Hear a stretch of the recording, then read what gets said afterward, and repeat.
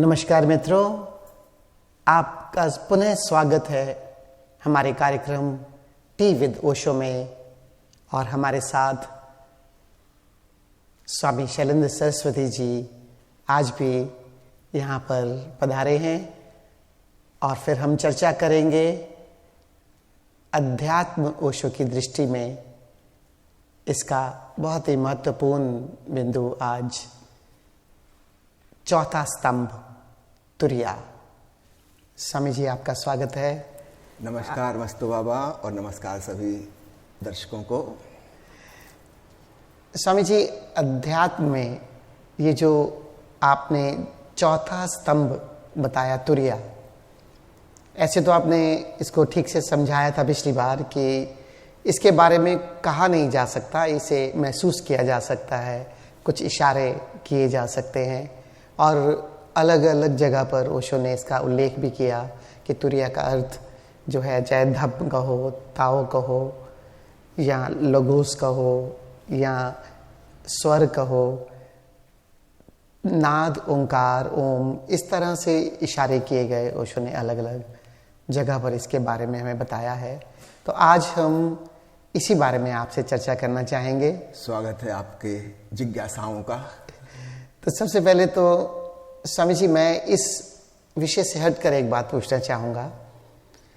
ओशो के बारे में ये हमारी सबकी एक मान्यता कहिए, धारणा कहिए या जाने हैं हम कि ओशो बहुत ही मॉडर्न है, लेकिन ये जो सब्जेक्ट है तुरिया, ये सब्जेक्ट जैसे परमात्मा इतना महत्वपूर्ण, तो क्या ओशो को एक मॉडर्न संत के साथ साथ जो हमारे जीवन का एक मुख्य बिंदु है, जिसकी हर व्यक्ति अपने जीवन में खोज कर रहा है, तो आप ओशो को किस रूप में प्रस्तुत करना चाहेंगे परमात्मा के संदर्भ में? दोनों ही रूपों में, एक जीवन का केंद्रीय बिंदु है और एक बाहरी रंग रूप है। उदाहरण के लिए हमारे वस्त्र हैं, तो वस्त्र तो जितने नए हों, जितने अच्छे हों, नई डिजाइन के, नई फैशन के हों, उतने अच्छे, उतने सुंदर, है ना। लेकिन भीतर जो चैतन्य है वह तो सनातन है। याद रखिए, पुरातन नहीं। वस्त्र नूतन होना चाहिए, पुरातन नहीं होने चाहिए। लेकिन जीवन के केंद्र में जो आत्मा है, चेतना है, वह नूतन और पुरातन इन दोनों से परे सनातन और शाश्वत है। तो ओशो ने जो भी प्रकट किया उसमें दो बातें हैं। एक है तात्कालिक सत्य, टेम्पररी, अभी के लिए यूजफुल, और कुछ है शाश्वत सत्य जो सदा सदा से, जिनकी न कभी शुरुआत हुई न कभी समापन होगा। उदाहरण के लिए, जब ओशो कार्ल मार्क्स के अगेंस्ट में या महात्मा गांधी की दकियानूसी फिलॉसफी के खिलाफ बोल रहे हैं, ये एक टेम्पररी सब्जेक्ट है, उस समय के लिए उपयोगी। ओशो की किताब समाजवाद से सावधान, उस समय ये प्रवचन दिए गए जब देश हमारा समाजवाद की दिशा में मुड़ रहा था। ओशो ने चेताया, रोका, जगाया। ये एक टेम्पररी बात है। निश्चित रूप से आज से 50 साल बाद यह किताब आउट ऑफ कॉन्टेक्स्ट हो जाएगी, ना कहीं समाजवाद दुनिया में बचेगा। रूस, चीन, चेकोस्लोवाकिया, जर्मनी, कोरिया, सब जगह से जड़ें उखड़ गई, बात आई गई हो गई। तुरिया की बात सदा सदा रहेगी, सदा से थी, सदा रहेगी। तो दो अलग अलग तत्व हैं। ओशो का बाहरी रूप मोस्ट मॉडर्न, जैसा कि होना चाहिए, है ना, आधुनिकतम होना चाहिए, उनकी अभिव्यक्ति की शैली नवीनतम, जो आज की मनुष्य जाति समझ सके। लेकिन जो भीतर का आध्यात्मिक सत्य है, शाश्वत सत्य, वह तो सदा सदा वही रहेगा जो वेदों में है, कुरान में है, पुराणों में है, उपनिषदों में है, गीता में है, जिन वाणी में है, बुद्ध वाणी में है। इसका अर्थ है कि जीवन में कितने मर्जी कोई मॉडर्न हो जाए, लेकिन ये जो शाश्वत सत्य है वो बदलने वाला नहीं, वो धुरी है। और बाहर की चीजें साइकिल की तरह, चाक की तरह घूम रही हैं। समय के बाहर की चीजें नवीन होती रहेंगी, है ना। जैसे कपड़े हमारे पुराने हो जाएंगे, हम चेंज कर लेंगे, बदल लेंगे, तो ये बदलते ही रहना चाहिए। फैशन आती जाती रहती हैं, नई फैशन के साथ हो जाना चाहिए। लेकिन भीतर हमारे कोई शाश्वत तत्व भी है। तो जब ओशो कहते हैं जीवन, तो जीवन में दोनों चीजें आती हैं। बाहर का बदलता हुआ रूप, परिवर्तनशील जगत, उसके साथ हम भी परिवर्तनशील होने को राजी हों, और भीतर शाश्वत की खोज, सनातन की खोज। बहुत सुंदर बात है स्वामी जी कि मॉडर्न भी हो, जैसा कि आज के समय की ज़रूरत हो, और लेकिन वो धुरी जो आपने कहा शाश्वत सत्य को लेकर चल रहे हैं, तो क्या मैं मानूं कि आप भी उसी श्रृंखला में उसी तरह से मान लीजिए। एक चीज मैं आपसे जानना चाहूंगा, क्योंकि परमात्मा के नाम पर बहुत ही गंभीरता अध्यात्म में जानी गई है, और जैसा ओशो ने हंसता खेलता हुआ धर्म दिया है, या उसके ऊपर ओशो ने जो भी उसके अपने दर्शन दिए हैं, उसके हंसते खेलते हुए धर्म के साथ ये परमात्मा की गंभीरता, इस विषय में आप क्या कहना चाहोगे? गंभीरता को ड्रॉप करना है, परमात्मा को बचाना है ना। इस बात को ख्याल रखिएगा।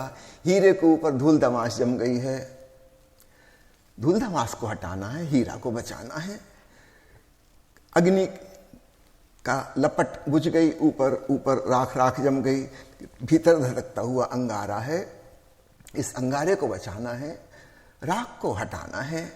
तो निश्चित रूप से जैसा कि आपने कहा, हजारों सालों में विभिन्न धर्मों में, विभिन्न संप्रदायों में, विभिन्न देशों में हर जगह यही हुआ, अंगारे के ऊपर राख जम गई। और यह एक स्वाभाविक प्रक्रिया, हम सब जानते हैं। जहां जहां अंगारा जलेगा कालांतर में वहां राख भी जम जाएगी, और फिर अंगारा दिखता ही नहीं है। ऐसा ही कुछ हुआ परमात्मा के संग। परमात्मा को पाना इतना कठिन बना दिया गया।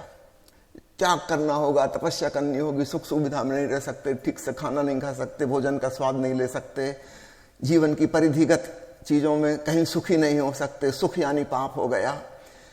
इस प्रकार की धारणा, सब कुछ त्यागना होगा, अपना जीवन बलिदान करना होगा, तब जाके वह परम तत्व हासिल होगा। बहुत गंभीर मामला हो गया।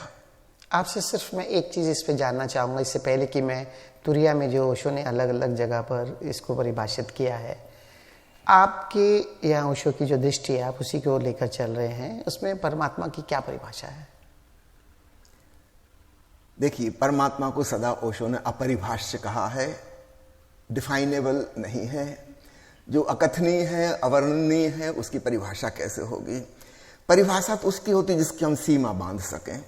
आप कहते हैं कि हमारे देश की सीमा ये है, नक्शे पे हमने लाइन खींच दी, यहाँ पे नेपाल है, यहाँ पे बांग्लादेश है, यहाँ पे अफगानिस्तान है। तो दूसरों के द्वारा सीमा निर्धारित होती है। आप अपने घर का नक्शा बनाते हैं, तो चूंकि आपके पड़ोस में यहाँ कोई है, पीछे कोई रहता है, सामने सड़क है, तो उन दूसरों के द्वारा आपके घर की सीमा निर्धारित होती है। परमात्मा तो द होल एग्जिस्टेंस, सब कुछ वही है, तो कुछ और है नहीं दूसरा जो उसकी सीमा निर्धारित करेगा। तो परिभाषा कैसे होगी? तो थ्योरेटिकली उसकी परिभाषा कभी हो ही नहीं सकती, क्योंकि दूसरा कोई है नहीं, वही अकेला है, परमात्मा यानी सब कुछ। लेकिन ओशो ने कृपा करके एक जगह पे परिभाषा की है, वो किताब है the secret of the secrets. उसका 15वां प्रवचन दर्शकों से निवेदन करूंगा, oshoworld.com की वेबसाइट से आप यह ऑडियो सुनिए अथवा किताब का 15वां प्रवचन पढ़िए। The secret of the secrets, रहस्यों का रहस्य। इसमें ओशो ने वास्तव में उजागर कर दिया। उनके शब्द हैं, God is defined as soundless sound, स्पष्ट रूप में ध्वनि रहित ध्वनि परमात्मा की परिभाषा है। आपने मेडिकल साइंस पढ़ी है, आपने इतना अध्ययन भी किया किताबों का, क्या साइंस के पैरेलल ओशो की दृष्टि या आपकी दृष्टि में परमात्मा को रखा जा सकता है? देखिए, साइंस का क्षेत्र जो है वो है बाहर के जगत की चीजों को जानना, पदार्थ का अन्वेषण करना और प्रकृति के नियमों को खोजना।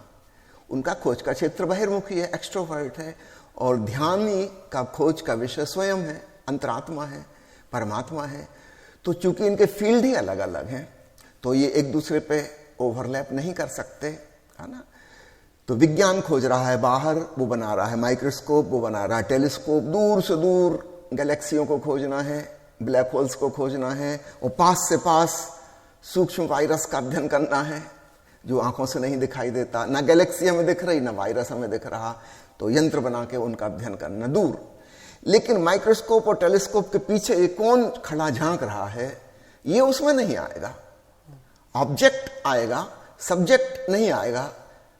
सब्जेक्ट की तरफ तो टेलीस्कोप के मुख है ही नहीं, वो तो हमेशा पीछे खड़ा है वैज्ञानिक। तो वैज्ञानिक सब कुछ जान लेगा, स्वयं को नहीं जान पाएगा। और ध्यान में हम स्वयं को जानने की कोशिश कर रहे हैं, आत्मज्ञान का प्रयास कर रहे हैं। इन दोनों की दिशा बिल्कुल भिन्न है, एक बाहर की तरफ जाता है, एक भीतर की तरफ आता है। इसलिए पैरेलल्स तो हो सकते हैं, समानांतर चीजें हो सकती हैं, लेकिन चूंकि उनका फील्ड ही अलग अलग है, हाँ एक बात है कि दोनों सत्य की खोज कर रहे हैं। एक जगत का सत्य खोज रहा है, ऑब्जेक्टिव रियलिटी, और एक सब्जेक्टिव रियलिटी, आत्म सत्य का अन्वेषण कर रहा है, लेकिन हैं दोनों सत्य के खोजी, एक बात सुनिश्चित है। इसलिए उनकी जो अल्टीमेट खोज है उनमें जरूर कुछ सामंजस्य होगा। हो सकता है आरंभिक खोजों में ना हो। विज्ञान को पैदा हुए करीब 300-350 साल हो गए, तो आरंभ में बहुत विरोध हुआ वैज्ञानिकों का, विशेषकर पश्चिम में जहां विज्ञान जन्मा था। पोप और पादरी उसके खिलाफ हो गए, वैज्ञानिकों को जिंदा जलाया गया, आजीवन कारावास दे दिया गया, क्योंकि वो जो कुछ भी खोज रहे थे वो बाइबल के खिलाफ जा रहा था। अब याद रखिएगा, बाइबल भी कोई बहुत महत्वपूर्ण अध्यात्म की किताब नहीं है, और वो जो आरंभिक खोजी थे उनकी कोई अभी खोज अल्टीमेटम परम चीज पे नहीं आई थी, अभी तो स्टार्टिंग पॉइंट थे। लेकिन वहीं से विरोध खड़े हो गए और दुश्मनी निर्मित हो गई। फिर विज्ञान बिल्कुल दूसरी दिशा में चला गया, धर्म के अगेंस्ट हो गया, क्योंकि धार्मिक लोगों ने बहुत सताया वैज्ञानिकों को, और धार्मिक लोग विज्ञान के अगेंस्ट हो गए, क्योंकि वो जो भी खोज रहे थे उससे बाइबल गलत सिद्ध हो रही थी। अब मैं यहां पे एक बात उजागर करना चाहूंगा।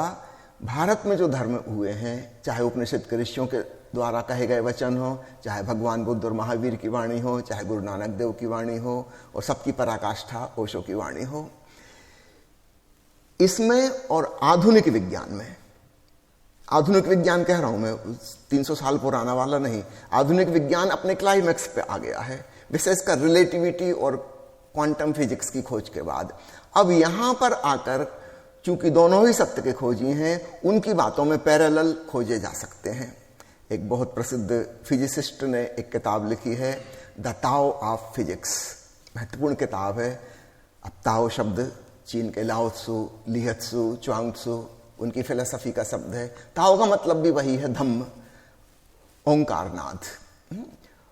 और आधुनिक फिजिक्स से वो जोड़ रहा है, क्योंकि आधुनिक फिजिक्स अब पार्टिकल्स का अन्वेषण करते करते लहरों पे, तरंगों पे पहुंच गई। अब पदार्थ विदा हो गया, सूक्ष्म लहरें हैं, और ये लहर वाली बात ओंकारनाथ की बात से काफी मिलती है।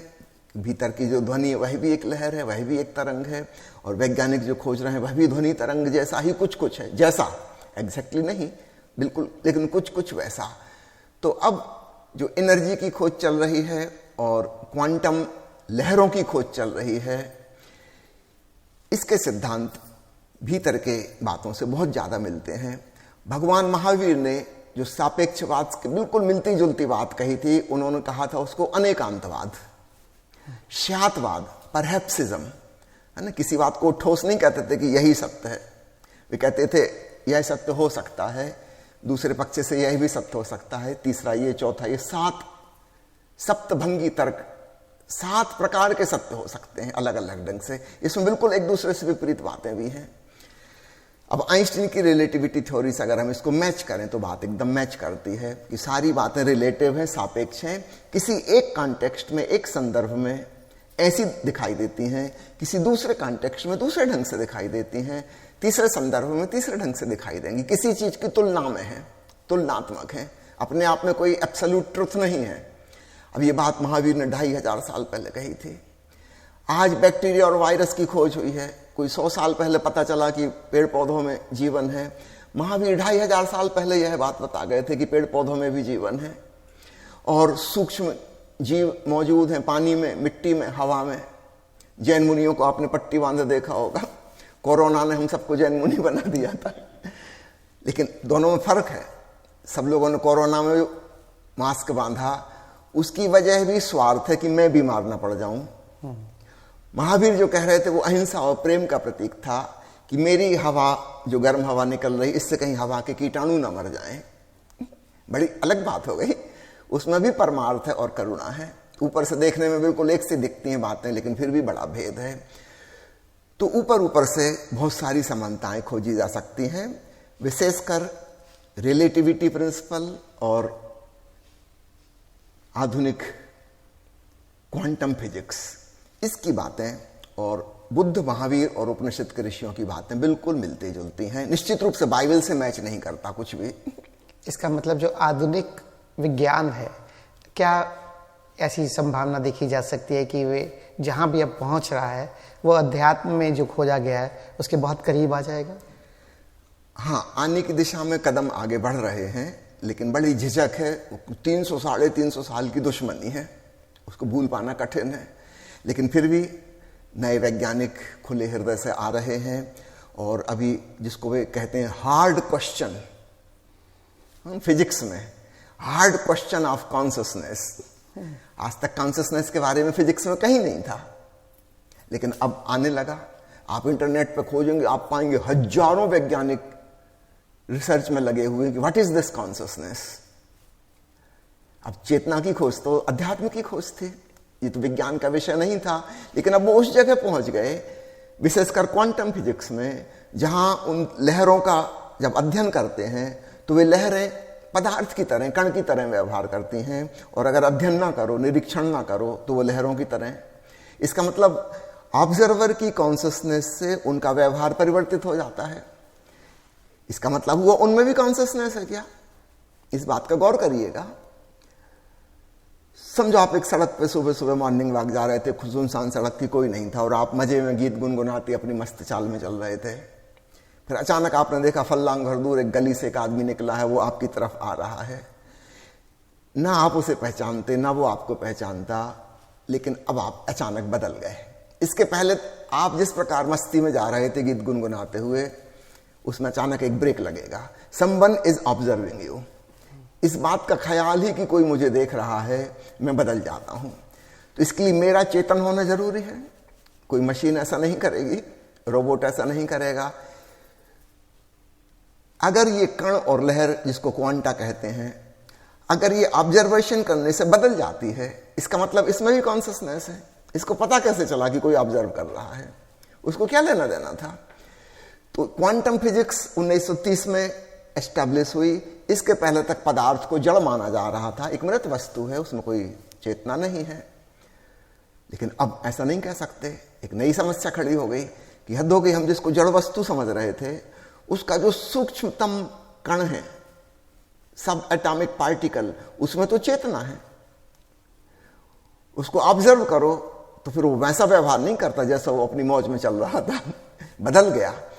तो consciousness now has become the hard question of physics. Hard question, जिसको सॉल्व करना बहुत मुश्किल लग रहा है। बाकी के सारे क्वेश्चन बड़े सॉफ्ट थे। आपने पूछा कि क्या आगे जाके मिल जाएंगे? वैज्ञानिकों को समझना पड़ेगा, एक टर्निंग पॉइंट लेना होगा, अपनी दिशा उन्हें बदलनी होगी। तब भविष्य में अध्यात्म की या धर्म की अलग से कोई जरूरत नहीं रह जाएगी। जैसे फिजिक्स है, केमिस्ट्री है, फिर मनोविज्ञान आया, साइकोलॉजी आई, ठीक इसी प्रकार science of the soul, science of the consciousness होगी। तो साइंस के ही विभिन्न आयाम होंगे, डायमेंशन होंगे। उसमें ध्यान, धर्म, अध्यात्म, जीवन के नियम, ताओ, ये सब साइंस ऑफ द सोल या कह लो साइंस ऑफ द कॉन्शसनेस उसमें आएंगे। तो हम उस सुनहरे भविष्य की तरफ जा रहे हैं जहां हम प्राचीन धर्मों से और उनकी गंभीर धारणाओं से मुक्त हो सके। एक बिल्कुल नया रूप सामने आएगा। इस मनोविज्ञान आया करीब 125 साल पहले। इसके पहले किसी ने सोचा भी नहीं था कि मन का भी कोई विज्ञान बनेगा, है ना। पदार्थ का ही विज्ञान होता था। अब समय आ गया है एक जंप और एक क्वांटम लीप, अब चेतना का विज्ञान भी आए। जैसे आप समझा रहे हैं स्वामी जी कि पदार्थ के बाद अब वो वाइब्रेशन या लहरों पर पहुंच गए हैं। आपने पिछले एपिसोड में अंत में आपने एक बेल साउंड की ध्वनि की थी और मित्रों से कहा था कि इसको सुनो और ये सुनते सुनते तुरिया तक ले जा सकती है। एक जो वाइब्रेशन जो आपने बेल साउंड से क्रिएट की और एक जो तरंग जिसमें साइंस पदार्थ के बाद पहुंच रहा है, क्या इसमें भी कोई समन्वय है? देखिए, घंटी से जो आवाज पैदा हुई वह तो फिजिक्स की घटना है, फिजिकल है ना। हवा है, हवा में तरंगें पैदा हुई, वो तरंगें कान में आके टकराई, वहां बिजली की तरंग पैदा हुई, उसने मस्तिष्क में जाके खबर की कि घंटी बज रही है। ये तो एक फिजिकल घटना है, फिजियोलॉजिकल प्रोसेस है। लेकिन सुनते सुनते जब घंटी की तरंग समापन होने लगी और हम सुनने की कोशिश कर रहे हैं, तब क्या होगा? घंटी तो खत्म हो गई कुछ देर में और हम भीतर अनहद नाद सुनने लगे, हम तुरिया में पहुंच गए। तो शुरुआत की बाहर की चीज से और पहुंच गए भीतर। तो अध्यात्म इतना सरल है।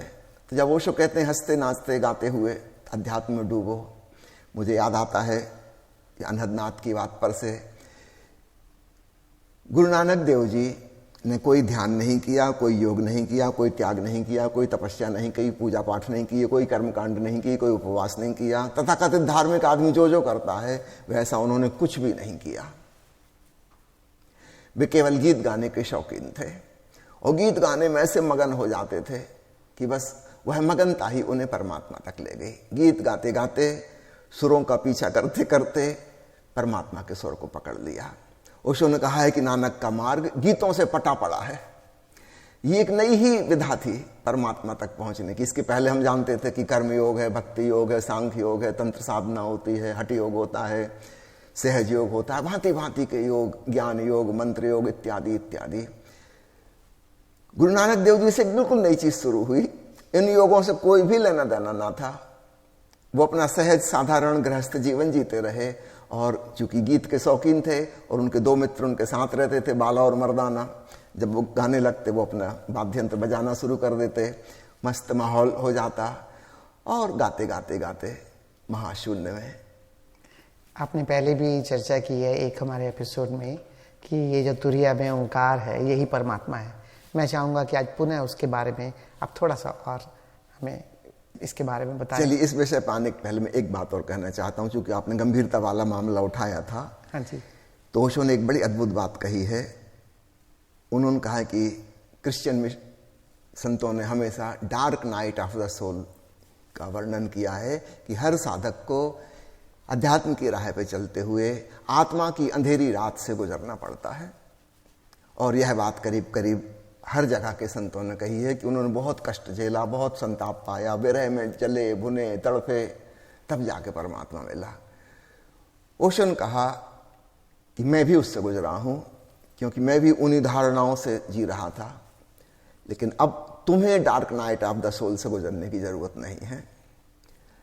अब मैं स्पष्ट कर रहा हूं, वो तड़फ, वो अंधेरा, वो विरह, वो कठिनाइयां, वो कठिन कठिन रास्ते पाने के जिनसे मिल ही नहीं सकता था, कोई उपाय नहीं था कि आप शहर छोड़ के जंगल में चले गए। अब कितना खतरनाक काम कर रहे हैं, सारी असुविधाओं में जी रहे हैं, पहाड़ में कंदराओं में जी रहे हैं, जंगली जानवरों के बीच, भांति भांति के कष्ट। निश्चित रूप से एक काली रात से गुजरना होगा। कोई आदमी उपवास कर रहा है, कांटों की सेज पर लेटा है, काली रात से गुजर रहा है, बड़ी अंधकार में उसकी जिंदगी है। वो सोच रहा है कि परमात्मा का प्रकाश मिलेगा। इससे परमात्मा का प्रकाश मिलने का कोई संबंध ही नहीं। It has nothing to do with God. तो इस प्रकार क्या क्या चलता रहा दुनिया में।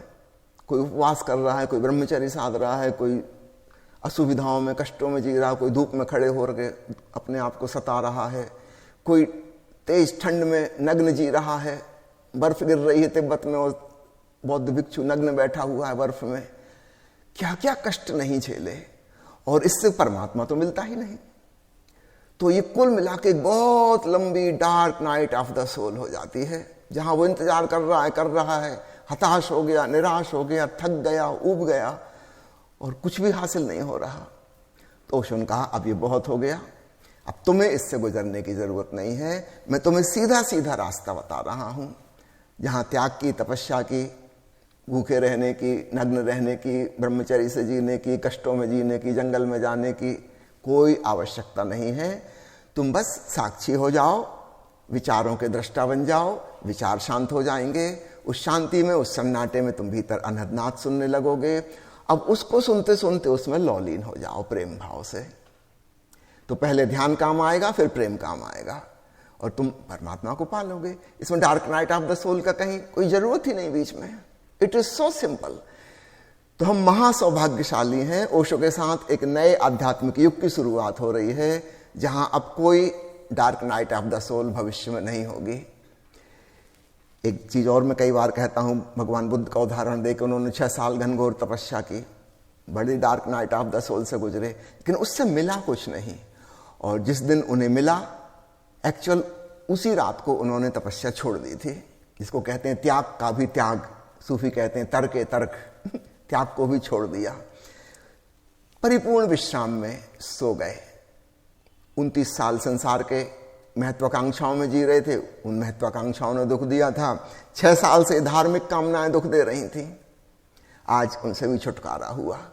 उस रात अद्भुत नींद आई और सुबह जब आंख खुली उसके साथ साथ भीतर उजाला हो गया, dark night of the soul समाप्त हो गई। अब हमें ये भूल करने की कतई जरूरत नहीं है जो बुद्ध ने 6 साल की, ये तो स्पष्ट हो गया कि उससे कुछ नहीं मिला। पता नहीं 2500 साल से कैसे ये चल रहा है कि बौद्ध भिक्षु फिर वही सब कुछ कर रहे हैं जो बुद्ध ने 6 साल किया था, उसकी कहां जरूरत। मैं कई बार मजाक उड़ाता हूं कि जिस वैज्ञानिक ने बिजली का बल्ब बनाया उसको सूझबूझ आई थी कि कोई चीज ऐसी होगी जिससे बिजली का करंट प्रवाहित करेंगे तो रोशन हो जाएगी वो। उसने बेचारे ने क्या क्या प्रयोग नहीं किए, सुअर की पूंछ के बाल से लेकर घास के पत्ते तक बिजली का प्रवाह कर रहा है, रोशनी नहीं हो रही, नहीं हो रही, नहीं हो रही, क्या क्या नहीं किया, सालों बीत गए। अंत में एक दिन टंगस्टन का तार और रोशनी हो गई। अगर हमें बिजली जलाना है तो क्या हम फिर सुअर के बाल से शुरू करेंगे कि घास के पत्ते से शुरू करेंगे? वो तो वैज्ञानिक कर चुका, उसके लिए वो सारी तकलीफें झेलना बिल्कुल लाजमी था। लेकिन एक बार उसने खोज लिया, अब तो हमें कोई मतलब नहीं है, हम तो बटन दबाते हैं बिजली चल जाती है, बात खत्म हो गई। तो ओशो के संग कुछ ऐसा ही हुआ है कि अध्यात्म बिजली के बटन दबाने जैसा सरल हो गया। कोई छोटा बच्चा भी कर सकता है, कोई मरणासन्न व्यक्ति आईसीयू में भर्ती वो भी कर सकता है। इतना सरल क्या होगा? अपनी आती जाती सांसों को देखा, साक्षी हो गए, सांसों की आवाज सुनी, उस आवाज को सुनते सुनते भीतर का ओंकार सुनाई देने लगा, मगन हो गए। स्वामी जी, मैं आपका बहुत पहले धन्यवाद करता हूँ कि आपने इतने सरल तरीके से परमात्मा को किस तरह से हम लोग अनुभव कर सकते हैं आपने बताया कि पहले निर्विचार हो जाओ और निर्विचारता में ओंकार को सुनो और फिर उसके साथ लवलीन हो जाओ, लय हो जाओ, तो परमात्मा आप आसानी से अनुभव कर सकते हो। एक मैं स्वामी जी इसमें जो अभी आपने चर्चा की, गुरु नानक देव जी का जो मार्ग है वो गीतों से पटा है, उन्होंने गा गा कर परमात्मा को पाया। और एक अभी आपने मार्ग बताया कि ध्यान में अपने भीतर जाकर निर्विचार होकर हम आसानी से सुन सकते हैं और सुनते सुनते उसके साथ लीन हो जाते हैं। अब मुझे ये दोनों मार्गों का भी थोड़ा सा आप समन्वय देखिए, जो लोग बाहर संगीत में रुचि रखते हैं, है ना, कुछ लोगों को तो स्वाभाविक रूप से रुचि है ही, कुछ और लोग हैं जिनको रुचि है लेकिन संकोच बस वे कभी इस क्षेत्र में आगे नहीं आ पाते। माता पिता ने मना किया था कि नचैया गवैया ना बन जाना, बहुत बुरी नजर से देखा जाता नाचने गाने वालों को। तो गीत के प्रति, संगीत के प्रति एक रिपल्सन हमारे मन में बिठा दिया गया है। तो अपनी इज्जत बचाने के लिए लोग, 4 लोग क्या कहेंगे, लोग गाने से दूर रहते हैं। लेकिन हर व्यक्ति के भीतर वो भाव है कि काश मैं भी गा सकूं। नहीं भी गाते, कोई और गा रहा है तो कम से कम थपकी देने लगते हैं, भीतर कुछ डोलने लगता है ना। तो ऐसा कोई व्यक्ति नहीं है जो संगीत से प्रभावित ना हो, क्योंकि उसकी आत्मा ही संगीत से बनी है। संगीत से प्रभावित कैसे नहीं होगा? हाँ, बीच में मन जरूर खड़ा है बाधा पहुंचाने वाला, वो हमें रोकता है।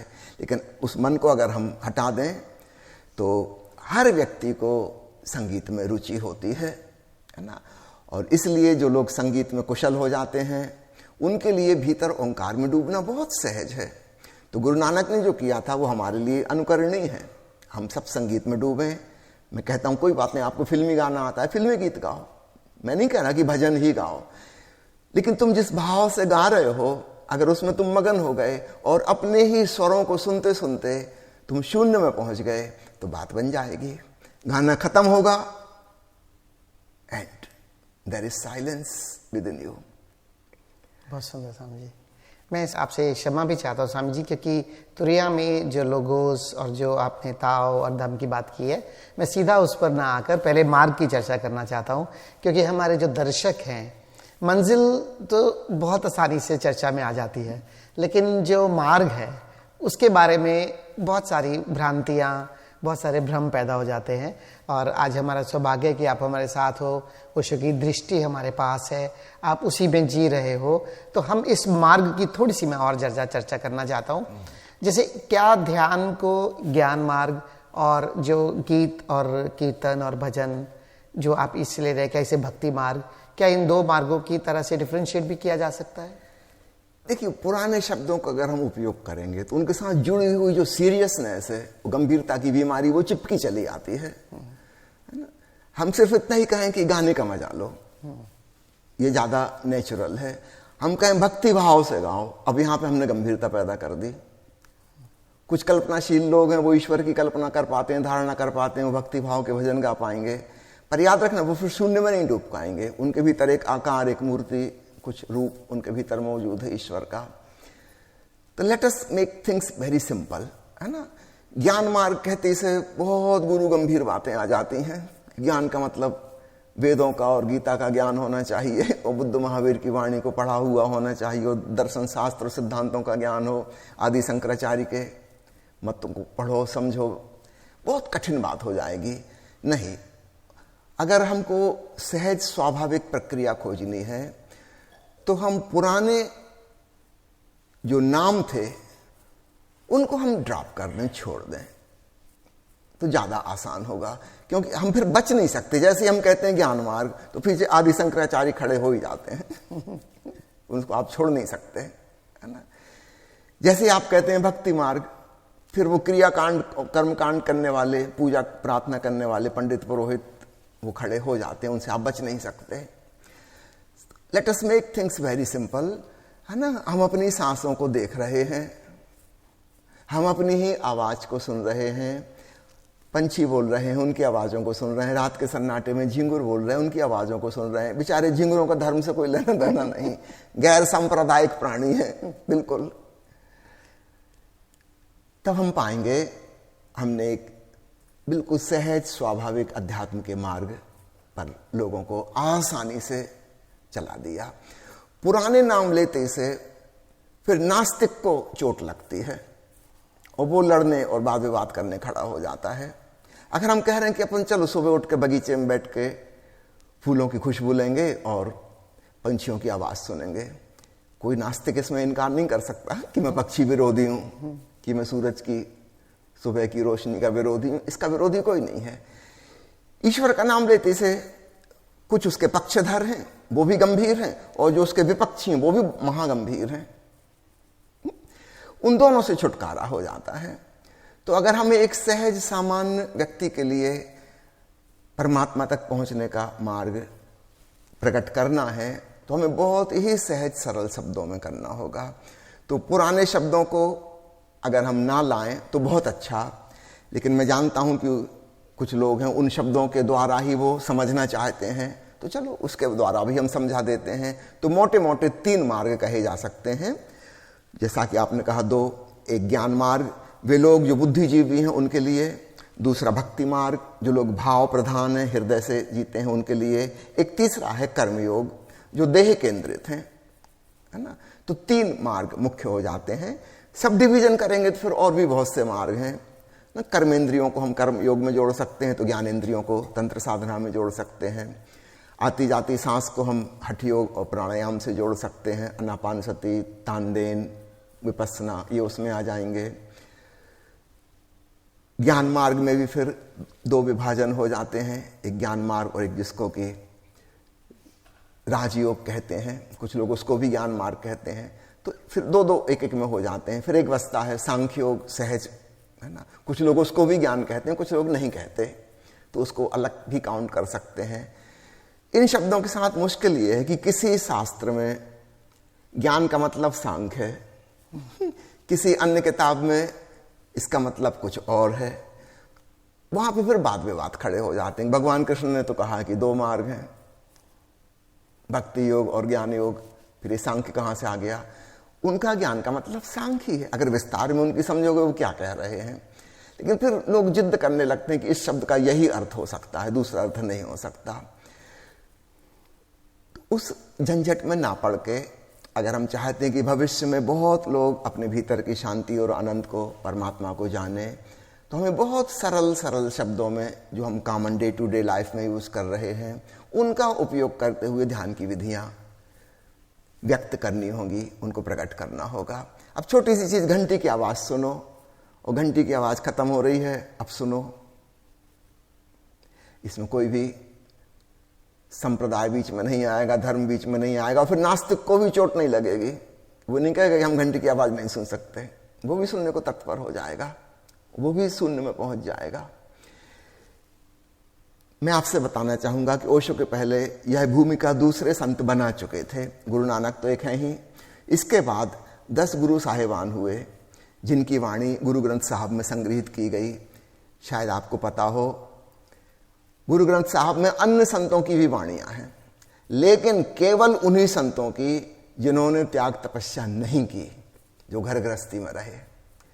अब देखने, आज से 600 साल पहले एक डिमार्केशन तो शुरू हो गया था, है ना। वो त्याग तपस्या करने वाले, पत्नी बच्चों को, माता पिता को छोड़ के चले जाने वाले लोग, उन लोगों को अप्रिशिएट नहीं किया गुरु नानक की परंपरा ने। और इन्होंने त्याग नहीं सिखाया, घर गृहस्थी छोड़ना नहीं सिखाया, अपना काम धंधा करो, अपनी आजीविका कमाओ, ये सिखाया। हाँ, यहीं रहते रहते तुम परमात्मा को भी पालो। फिर इनके बाद रामकृष्ण परमहंस हुए, उन्होंने भी विवाह किया, अपना साधारण गृहस्थ जीवन जिए और साधारण गृहस्थ जीवन जीते जीते परमात्मा को पा लिया, परमहंस हो गए। इनके बाद ओशो आए, इसके पहले भूमिका बन चुकी थी। वो त्याग तपस्या वाले dark night of the soul वाली बात धीरे धीरे धीरे धीरे खत्म हो रही थी। ओशो के पास आके, ओशो के संग एकदम से ये बात 100% क्लियर हो गई। इसके पहले किसी ने तार्किक रूप से इसको स्पष्ट नहीं किया था, स्थापित नहीं किया था कि बुद्ध महावीर की त्याग तपस्या का कोई अर्थ नहीं है।